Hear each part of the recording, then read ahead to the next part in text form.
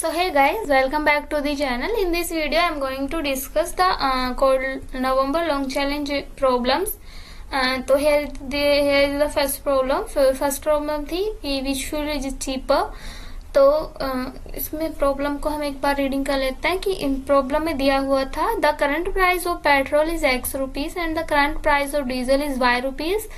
At the start of each month, the price of petrol increases by A rupees and the price of diesel increases by B rupees. इसका मतलब है कि जब ये बोल रहा है कि जो पेट्रोल है उसका प्राइस है वो X रुपीज है एंड जो डीजल है उसका प्राइस है वो Y रुपीज है, और हर मंथ के स्टार्टिंग में जो पेट्रोल का प्राइस है वो A रुपीज इंक्रीज हो जाता है और डीजल का प्राइस B रुपीज इंक्रीज हो जाता है. ठीक है, तो chef is curious to know about which fuel is cost less at the end of केथ मंथ. तो शेफ को ये जानना चाहता है कि कौन सा जो फ्यूल है वो कम पैसों का आ रहा है केथ मंथ के स्टार्ट पे. ठीक है, लाइक स्टार्टिंग से एंड पे. ठीक है, तो if petrol is cheaper than diesel at the end of केथ month then print petrol. Okay, if diesel cheaper than petrol at the end of the kth month then print diesel. If both fuels have same price at the end of kth month then print same price. Okay, तो chef basically ये जानना चाहता है कि कौन से fuel का price कम है केथ मंथ के एंड में. ठीक है, तो इनपुट फॉर्मेट दिया है, एक टी टेस्ट केसेस इनपुट लेगा जो ठीक है, एंड पांच जो है इंटीजर होंगे separated X Y A B and K. ठीक है, आउटपुट फॉर्मेट दिया हुआ है. ठीक, कांस्टेंट दिए हुए हैं, सब टास्क. ओके ओके ओके ठीक है, तो बेसिकली मैंने इसमें क्या लॉजिक लगाया था कि मेरा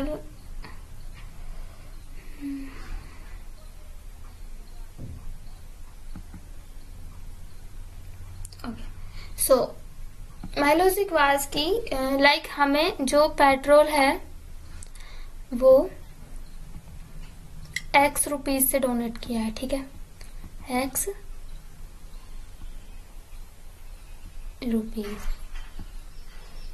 एंड जो डीजल है उसका प्राइस है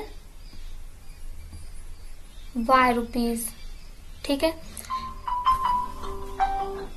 and at the first of केथ मंथ, लाइक जो केथ मंथ है उसके स्टार्टिंग में केथ मंथ में क्या होता है कि जो पेट्रोल है केथ मंथ में पेट्रोल हो जाता है, पेट्रोल इंक्रीजेस A रुपीज.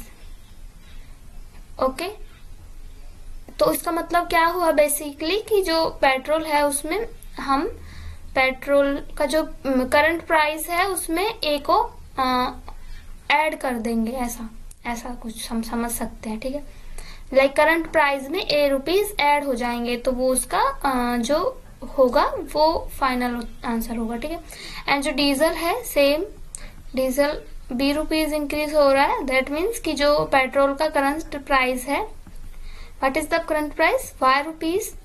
तो Y में अगर हम जो B है उसको ऐड करेंगे तो उसका जो करंट प्राइस है वो आएगा यहाँ पे, सॉरी X आएगा नॉट B. ओके, ये दो हमें समझ में आ गया है. ठीक है, तो क्वेश्चन में आंसर फाइंड करने के लिए हम क्या करेंगे कि जो केथ मंथ है, लाइक जो केथ मंथ है उसके स्टार्टिंग से A रुपीज इंक्रीज हो रहा है, तो हम क्या चेक करेंगे कि जब तक K है वो 0 ना हो जाए तब तक हम क्या करेंगे, तब तक हम करेंगे कि जो X है पेट्रोल का प्राइस उसमें हम A को ऐड कर देंगे. ओके, समथिंग लाइक दैट, ऐसे. ठीक है, एंड जो Y है सेम Y में भी हम यही करेंगे, Y में हम B का प्राइस ऐड कर देंगे. तो what was the final answer. Final answer हमारा आएगा कि जो केथ मंथ है उसके एंड में हमारे पेट्रोल और डीजल का प्राइस क्या था. देन हम चेक कर लेंगे कि X ग्रेटर है Y से तो हम Y प्रिंट करवा देंगे, अगर Y ग्रेटर है X से तो Y X प्रिंट करवा देंगे, अगर सेम है तो सेम जो है वो प्रिंट करवाएंगे. ओके, तो हेयर इज द कोड था सिंपल इसका कि टी टेस्ट के इनपुट लिए है, ठीक है, वाइल चलाया है, देन 5 इंटीजर इनपुट लिए जिसमें एक्स है वो पेट्रोल की प्राइस को डिनोट कर रहा है, वाई है जो डीजल के पेट्रोल को डिनोट कर रहा है, और ए है वो है कि केथ मंथ के फर्स्ट में कितना पेट्रोल इंक्रीज हो रहा है, एंड बी है वो केथ मंथ के फर्स्ट में कितना डीजल का प्राइस इंक्रीज हो रहा है। वो चारों को इनपुट लिया, पांचों को। देन मैंने वाइल लूप लगाया कि जब तक के 0 ना हो जाए, वाई में एक्स में हम ए को प्लस किए जाएंगे एंड वाई में बी को, एंड देन चेक कर लेंगे सिंपली। अगर एक्स इक्वल टू वाई है तो सेम प्राइस प्रिंट कराएंगे, क्योंकि पेट्रोल या डीजल का जो प्राइस है वो सेम है। एल्स इफ में कंडीशन डाली थी कि अगर जो पेट्रोल का प्राइस है वो डीजल से ज्यादा है तो जो डीजल है वो चीपर फ्यूल है, तो हमने इसमें डीजल प्रिंट करवा दिया सिंपली। एंड जो एल्स कंडीशन थी उसमें सिंपली हमने पेट्रोल सी आउट करवाया है, क्योंकि बेसिक सी बात है, अगर वो इक्वल नहीं हुए, ग्रेटर भी नहीं हुआ, तो लेस ही होगा, तो पेट्रोल ही उसका आउटपुट आएगा, ठीक है। तो ये आंसर था उसका, ठीक है। सही गए। Here is the second problem from November long challenge, equal coins, code problem equal coins।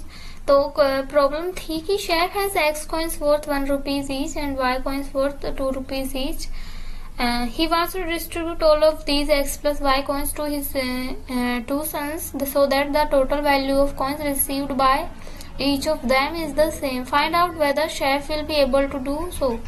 तो ठीक है, तो इसमें हमें सिंपली बोला गया है कि एक शेफ है, वो उसके पास एक्स कॉइन्स है 1 रुपए के एंड वाई कॉइन्स है 2 रुपए के, एंड जो वो है उसके 2 बेटे हैं, उनमें वो दोनों कॉइन्स को इक्वली डिस्ट्रीब्यूट करने जा रहा है, करना चाहता है। तो हमें उसको हेल्प करनी है कि वो इसको एक्स प्लस वाई कॉइन्स को उसमें डिस्ट्रीब्यूट कर भी सकता है या नहीं। अगर कर सकता है तो सिंपली ऐसा आउटपुट में शो करवाना है, अगर नहीं कर सकता तो वाई आउटपुट में शो करवाना है। तो इनपुट फॉर्म में दिया हुआ है हमें कि the first line contain 3 integer, t test के इंटीजर टी इनपुट लेगी, सेकंड लाइन है वो एक्स एंड वाई 2 इंटीजर को इनपुट लेगी, जो एक्स है वो एक्स कॉइन्स को डिनोट करेगा एंड वाई है जो वाई 2 रुपए के कॉइन्स को डिनोट करेगा, ठीक है। आउटपुट फॉर्मेट दिया हुआ है वही सेम कि अगर वो डिस्ट्रीब्यूट कर सकता है दोनों बेटों में सेम इक्वली तो यस प्रिंट करवाना है, अदरवाइज नो प्रिंट करवाना है। ये कॉन्स्टेंट दिए हुए हैं, ठीक है। सैंपल इनपुट है ये 2 ठीक है। तो शेफ ठीक है। तो ये इस टेस्ट इनपुट को देख के ना कुछ तो थोड़ा थोड़ा हमें समझ में आ रहा है कि वो शेफ है वो क्या कर रहा है। जब दोनों की वैल्यू इवन है, एक्स एंड वाई, एक्स रुपए 1 रुपए के कॉइन भी 2 हैं, 2 रुपए के कॉइन भी 2 हैं, तो वो क्या करेगा कि एक बेटे को 3 रुपए दे सकता है, दूसरे को भी 3 दे सकता है, क्योंकि 2 रुपए के हमारे पास 2 कॉइन है, दैट मीन्स 4 रुपए, एंड 2 रुपए के 1 रुपए के 2 कॉइन मतलब 6 रुपए हैं, तो हम 3 उसमें डिस्ट्रीब्यूट कर सकते हैं, 3 रुपए एक्स प्लस वाई। एंड जो ये है इस कंडीशन में क्या हो रहा है कि उसके पास 1 रुपए का 1 कॉइन से 2 रुपए के 3 कॉइन है, दैट मीन्स 7 रुपए।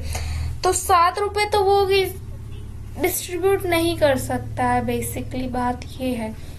तो कैसे, ठीक है, इक्वली तो डिस्ट्रीब्यूट नहीं कर सकता, ठीक है। एंड जो थर्ड कंडीशन है इसमें क्या है कि एक्स है वो 4 है एंड वाई है वो 0, दैट मीन्स 1 रुपए के 4 सिक्के हैं एंड 2 रुपए का एक भी सिक्का उसके पास नहीं है, 0 है। तो वो 1 रुपए के दो कॉइन्स एक को दे सकता है, 2 कॉइन्स दूसरे बेटे को दे सकता है, तो इसने यस प्रिंट करवाया है। एंड फोर्थ कंडीशन में उसके पास 1 रुपए का 1 कॉइन्स है सेम अगेन, एंड जो 2 रुपए के हैं वो 10 कॉइन्स है। तो रुपए कितने हुए 10 रुपए, 10 कॉइन्स 2 रुपए के तो 20 रुपए एंड 1 कॉइन्स 1 रुपए का तो 21 रुपए। फिर से वो 21 रुपए पे आके अटका, तो वो 21 रुपए को दोनों बेटों में इक्वली डिस्ट्रीब्यूट नहीं कर सकता।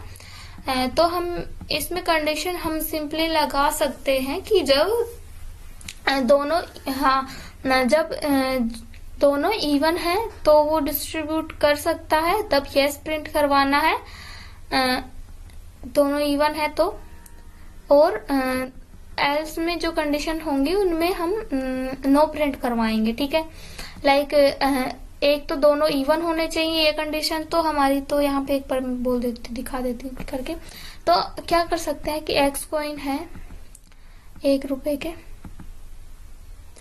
वाई कॉइन्स है 2 रुपए के, और वो है, वो क्या बोलना चाह रहा है कि जब x प्लस वाई कॉइन्स है ना, दोनों कॉइन्स को सम को वो डिस्ट्रीब्यूट करना चाह रहा है 2 में, अकॉर्डिंग टू दिस की वो उसका जो रिमाइंडर है वो 0 आए, दैट मीन्स कि वो दोनों में इक्वली डिस्ट्रीब्यूट कर पाए। ठीक है, ये लॉजिक था इसका बेसिकली। ठीक है, तो मैंने इसमें क्या किया, मैंने इसमें चेक किया है कि अगर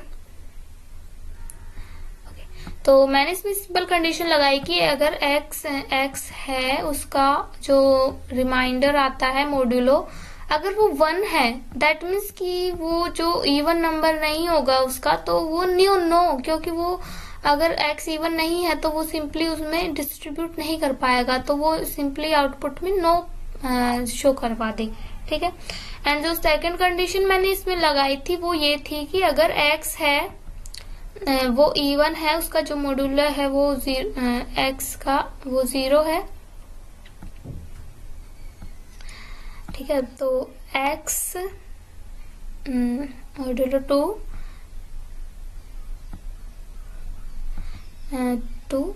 equal to 0 and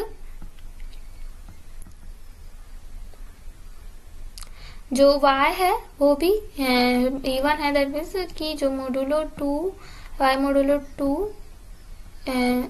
also equal to 0, then हम यस प्रिंट करवाएंगे। दैट मीन्स अगर दोनों इवन है तो हम उसमें डिस्ट्रीब्यूट कर सकते हैं दोनों बच्चों में, उनको दोनों बेटों में, तो ये इसमें इस कंडीशन में वो यस प्रिंट करेंगे हम। एंड जो थर्ड कंडीशन होगी वो ये यस प्रिंट करवाने की, जो x है वो ग्रेटर होगा 1 से। ठीक है, x ग्रेटर होगा 1 से और x का जो मॉड्यूल है वो 1 भी नहीं होना चाहिए, तब वो यस प्रिंट करवाएगा। Then yes. और रेस्ट ऑफ द केसेस में क्या होगा, रेस्ट ऑफ द केसेस में हम नो प्रिंट करवाएंगे, क्योंकि अगर वो इवन नहीं होगा एंड x के वैल्यू इससे ग्रेटर भी नहीं होगी, तो वो और कोई ऐसी कंडीशन नहीं है जिसमें वो इक्वली इन दोनों कॉइन्स को डिस्ट्रीब्यूट दोनों बेटों में कर पाए। तो इसका सिंपल सा कोड लॉजिक कोड में दिखा देती हूँ। लॉजिक तो बता ही दिया, कोड देखो। ठीक है, तो कोड में क्या था कि जो t इंटीजर इनपुट लिए test cases, then x and y coins को इनपुट लिया है। तो फर्स्ट में मैंने चेक किया है कि x का जो रिमाइंडर है वो इक्वल टू 1 है, that means x is not even anymore. तो हमने सीधा आगे कुछ भी नहीं देखना, अगर y इवन है, ओड है, कुछ भी हो, उससे हमें फर्क नहीं पड़ेगा, हम सीधा उसमें नो प्रिंट करवा देंगे। ठीक है, अगर x का जो रिमाइंडर है मॉड्यूलर है वो 1 आएगा। तो ऐसे में मैंने डाला है कि अगर x modular 2 equal to 0, y modular 2 equal to 0, अभी जो पीछे आप मैंने लॉजिक में दिखाया वही सेम, तो यस सिंपली प्रिंट करवाना है, क्योंकि दोनों इवन है तो वो सेम डिस्ट्रीब्यूट कर सकता है। और सेकंड कंडीशन और लगा के मैंने लगाई थी कि अगर x ग्रेटर होना चाहिए 1 से, दैट मीन्स कि x ग्रेटर होगा 1 से एंड उसका जो मॉड्यूलो है वो भी इक्वल टू 1 नहीं होगा, तो वो सिंपली यस प्रिंट करवाएगा। रेस्ट ऑफ द केसेस वो नो प्रिंट करवाएगा। ठीक है, तो ये लॉजिक था एंड ठीक था। ठीक है।